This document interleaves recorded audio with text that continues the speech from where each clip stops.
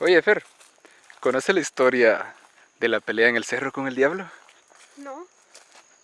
Pues ven aquí y te la cuento.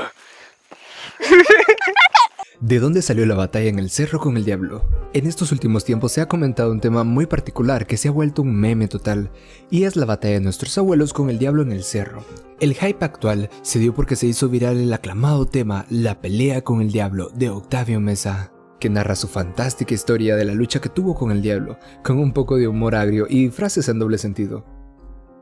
La canción pegó tanto que se empezaron a hacer memes sobre los abuelos de muchos librando batallas a muerte con el diablo.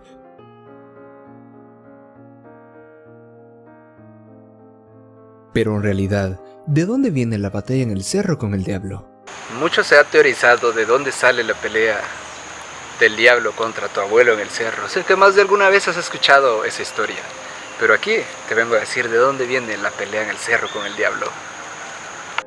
Ya desde hace mucho tiempo se ha hablado de una batalla a muerte con el diablo, y es que en realidad, la canción de Octavio Meza, aunque es un éxito reciente, es algo antigua, y es similar a muchas historias del folclore que algún familiar tuvo en esa misma aventura, y obedece a esa estructura arquetípica del bien contra el mal, donde el mal es representado como el diablo y el bien es representado como el abuelo o cualquier otro familiar que esté combatiendo contra el demonio. Y es que esta lucha de lo humano con lo sobrenatural lo podemos ver en la mayoría de historias de terror, por decir algunas Constantine o El Exorcista.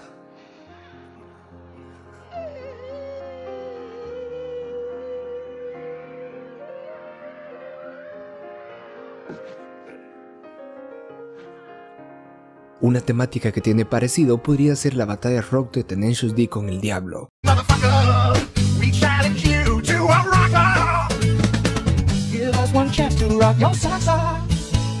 o épico de Canserbero, que es la más famosa. Y es aquí, en este último, donde se hace referencia a la posible fuente de todas estas batallas del diablo contra la humanidad. Recordé que en la tierra donde había nacido existía una leyenda del diablo con un tal Florentino. Florentino y el Diablo. La leyenda de Florentino y el Diablo es considerada como uno de los monumentos líricos de Venezuela y de Latinoamérica. Es una historia que describe la eterna lucha entre el bien y el mal, y la vida y la muerte. Además, demuestra la resistencia del hombre por medio de personajes del llano venezolano. Esta famosa leyenda data del año 1940 y se desarrolla en el estado de Barinas.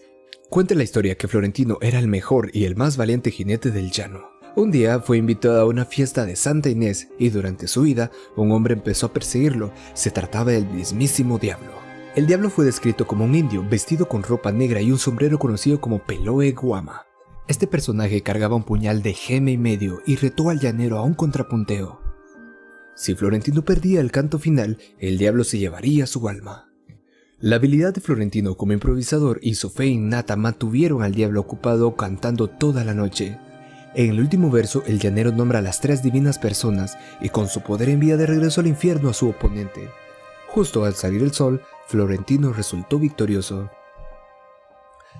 Sin embargo, la leyenda que recorre los llanos da indicios a que, luego de la batalla, Florentino nunca más volvió a cantar. Una de las producciones más famosas de esta historia fue la del director del cine, Michael New, oriundo de la isla de Trinidad. A pesar de que sus primeros trabajos de cine los llevó a cabo en Europa, en el año 1972 llegó a Venezuela para trabajar en el departamento de cine de la Universidad de los Andes. En el año 2000, luego de varios años de rodaje, se estrenó la película Florentino y el Diablo.